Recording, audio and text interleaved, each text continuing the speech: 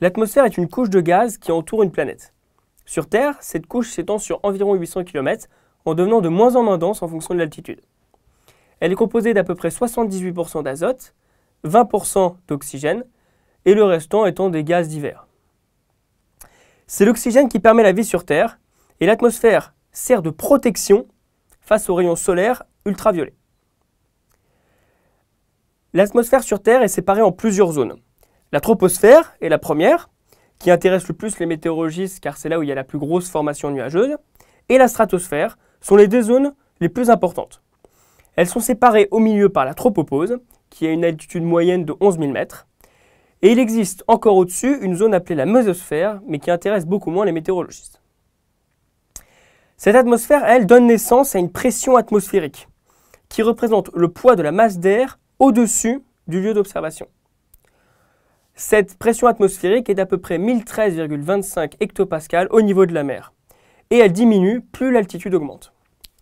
Dans une atmosphère standard, on perd à peu près 1 hectopascal par 28 pieds, sachant que 1 mètre est égal à 3 pieds.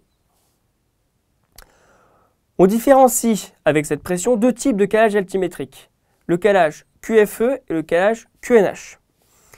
Sur les terrains d'aviation, lorsque l'on est réglé au QFE, on affiche 0 sur l'altimètre. C'est-à-dire que tout le vol va se passer en fonction d'une hauteur entre le sol et l'avion.